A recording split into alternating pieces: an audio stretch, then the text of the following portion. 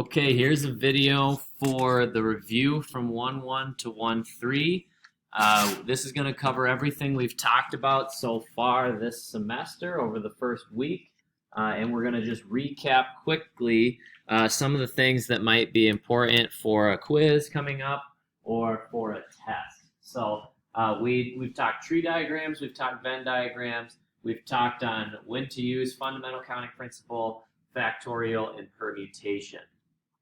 So when should we use each of the following? And feel free, since this is review, to pause the video on a certain problem, see if you can solve it by yourself, and then resume it to see if you got it right.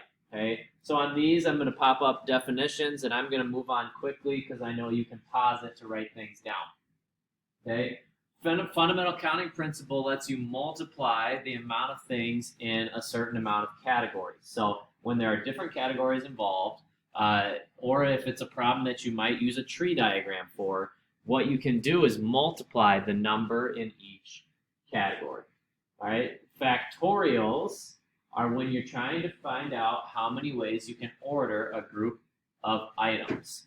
That's really similar to permutation. The difference between factorial and permutation is when you want to use all of the available items. If you're saying things have to go in a certain order and you're saying I'm using all of them, that's factorial, which remember is just an exclamation point after a number. It means the number itself times all the numbers underneath it all the way to 1. So what makes that different from permutation is, so you'll notice the first sentence is the same for those. Now you only want a part of the available items. I'm not going to take all of them. I'm just going to take maybe the first 3 or something like that. So you still care about what order everything is in, but now you're not taking all the numbers down to 1. You're just taking some of the possible groups. Okay. So formulas, as far as this goes, factorial is just the number itself and then all the numbers beneath it. So there's not a great formula I could write. I'll just write an example. 5 factorial is 5 times 4 times 3 times 2 times 1. Okay. Permutations, all right, the symbol for those is NPR. All right, and what we do for those, if we're doing them by hand, we take N exclamation point over N minus R exclamation point. So it's N factorial over N minus R factorial. Okay, so factorial is for when you want the entire group. Permutation is when you want just part of the group. They're both a situation where order matters. If you ask that question, does order matter? The answer is yes. All right, how about tree diagram versus Venn diagram? Okay, tree diagrams are for when there's multiple categories. All right, and then there's multiple possibilities within each category. Okay, Venn diagrams are for when there's really 2 categories, but they could intersect. Maybe you have something in both categories. Okay. As far as Venn diagrams, that's about what we're going to talk about with those. All right. We'll talk about certain situations where you need to draw a tree diagram or where you need to draw a Venn diagram and figure out what numbers go inside each of the boxes or each of the circles and then the box. All right, so let's look at some review examples of just permutation, factorial, and FCP, fundamental counting principle. The directions say state what you're using, so I'm going to do that, and then I will solve the problem. So again, feel free to pause any parts of the videos here, and then try to solve it, then go back and see if you have it right or wrong after. Okay. At Burrito Loco, there are 2 types of tortillas, there are 3 varieties of meat, there are 3 cheeses, and there are 5 other toppings. You want to know how many different burritos would that be? So this is a situation we could draw a tree diagram for. All right, we could do T1 and T2 for the types of tortillas. and then so on and so forth, and we could just count up what we have at the end. Anytime you ask yourself, could I make a tree diagram of this? If you could, then it's a good FCP problem, fundamental counting principle. Okay. How many ways can we choose one of each? So we're going to choose a tortilla. We're going to choose a meat. Okay. We're going to choose a cheese, and then we're going to choose other toppings. Okay. All right, so there are 2 types of tortillas. There are 3 types of meat. There are 3 types of cheese, and there are 5 other toppings. So if you multiply all of that up, looks like we end up with 90 different types of burritos at Burrito Loco. Okay.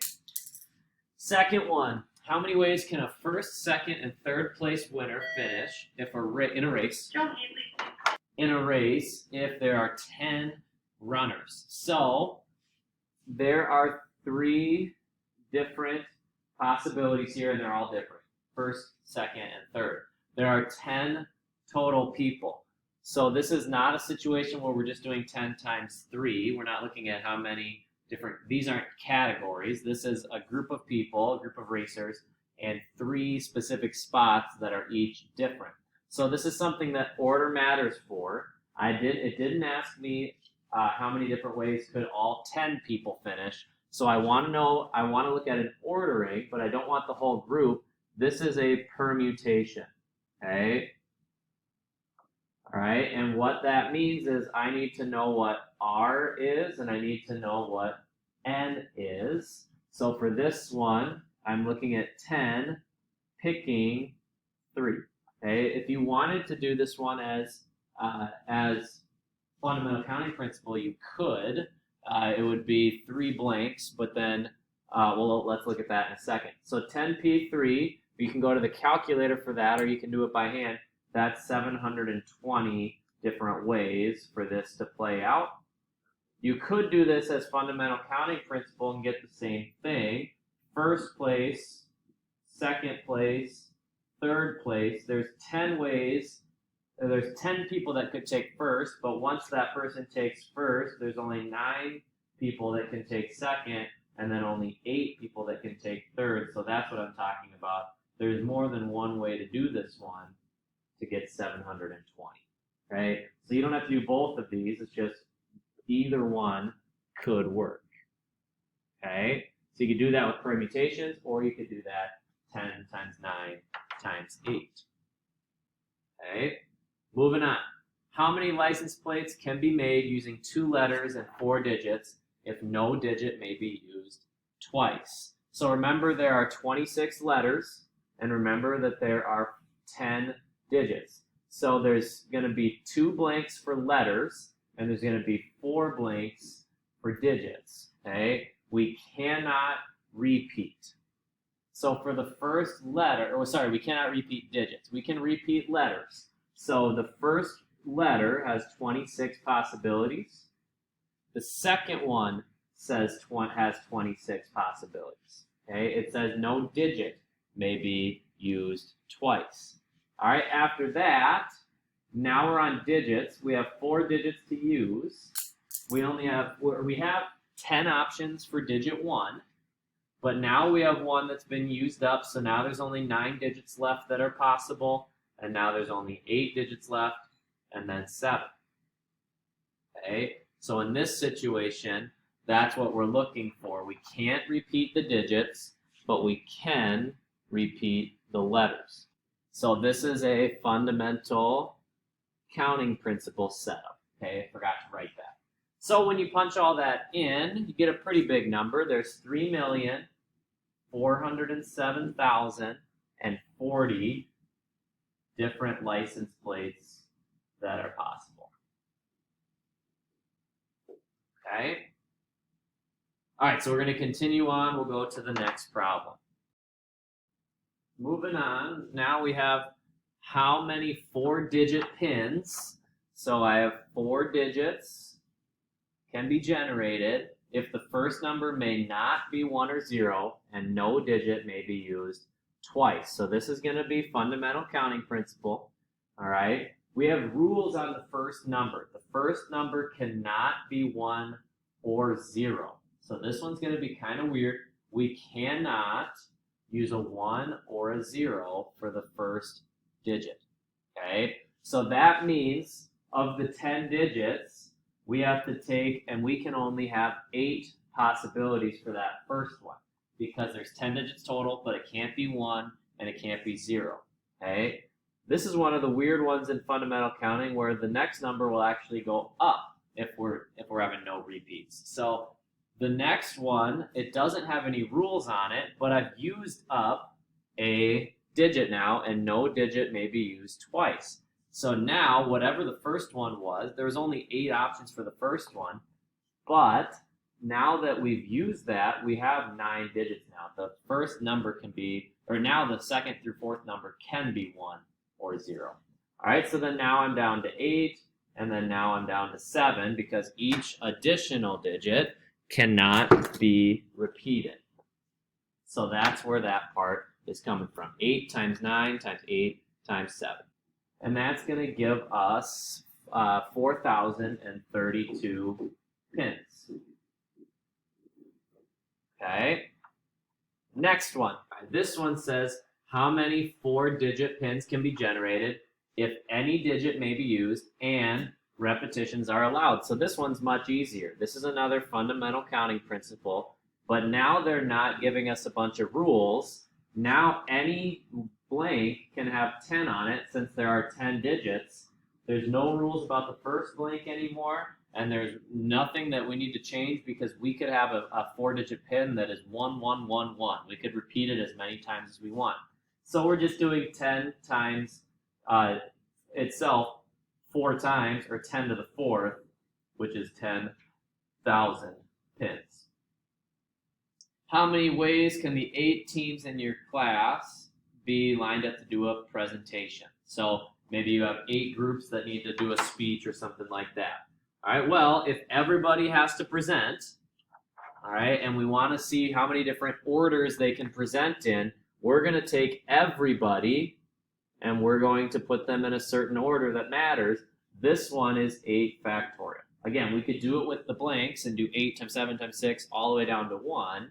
But really, all this one is asking is 8 factorial, which again is 40,320. So there's 40,320 different orders that we could do that in. Okay. Number 7, how many different phone numbers can be made if the area code must be 763? It doesn't say anything about repeats. So in this situation, there could be, we have 7 more numbers to figure out. Just a little bit too small for me to write on there. Each one could be any of the 10 digits, which means this time we're doing FCP. This time it's 10 to the 7th. All right, oops, not a comma there, which is going to be equal to 10 million. So 1 with 7 zeros after it, phone numbers. Okay, so we got about 4 of them left. Let's go through again. Try them before I do the answer if you can. That's going to be the best indicator that you know what you're doing. How many ways can you arrange the letters in the number Nathan? So when these ask for how many words, we say words in quotation because we know that most of them aren't going to be a real English word. But we want to know how many ways can we move around the N's, the A's, T's, H's, A's, and N's. So it's important what I just said because there's multiples. There's 2 N's, all right, and there's 2 A's. So there's a total of 6 letters. But we have some repeats, all right? We have 2N and we have 2A, all right? Then we have 1H and then we have 1T. So when we're trying to do this, we had a little formula for this. On top, it was 6 factorial, but we want to take out the ones that wouldn't look any different. So there's some repeats. So what we do is we have 2 factorial for the amount of N's there are, and another 2 factorial for the amount of A's there are. Okay, so then we're going to just take and we're going to punch that in. So it's 6 factorial on the top, and then it's kind of just like dividing by 4 on the bottom, because the two factorials are going to be 2 times 1 times 2 times 1. Well, 2 times 2 is just 4. So, long story short, when you plug all this in, you end up with 180 different words. Again, I know that most of them are not going to be actual words, but different ways to arrange those letters. Okay, so this one was done with factorial. Okay, again, following the directions, how we're doing it. How many arrangements of 5 paintings on the wall can you create if you have 12 paintings to pick from? Okay, this is going to be a permutation problem, because we have a certain amount, which is n. We're going to put them in an order that matters. We do think order matters, but we're not going to take all 12. We're taking just a certain amount of them r. So r is 5, and n is, r is 5 and n is 12. So this is calculator work.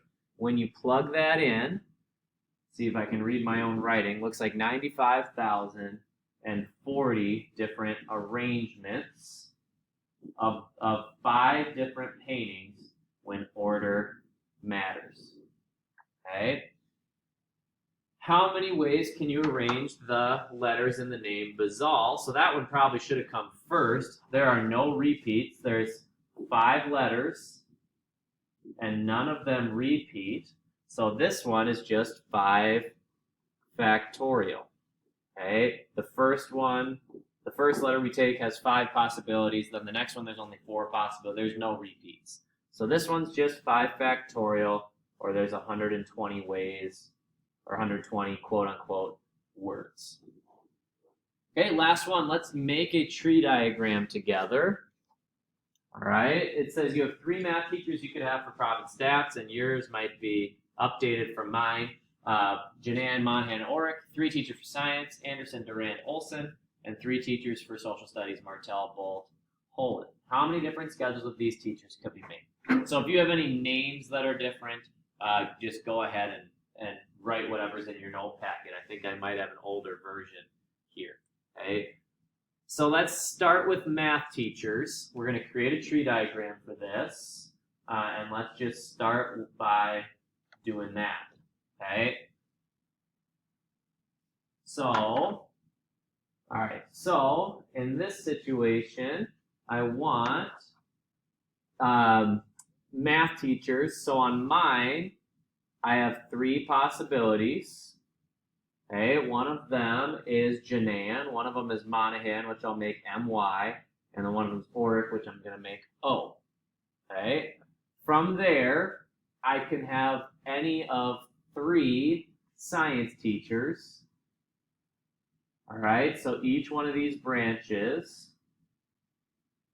will have 3 science teachers. So it'll be Anderson, Durand, or Olson, Anderson, Durand, or Olson, Anderson, Durand, or Olson. And then any of those 3 get 3 more of Martell, Bolt, or Holland. All right, so each one of these gets M, B, H. So I know mine's already getting scrunched. M, B, H, M, B, H, and we're going to keep this going the whole way through, okay? All right, now I should have a little bit more space. All right, so each time there was 3 branches out of any particular branch, all right? The question is, how many different schedules could you have? So order matters a little bit. You could have math and then science and then social, or so on and so forth. But this is a total of 27, which we could have got with 3 by 3 by 3. Okay. Hey, great job. Go ahead and try some homework.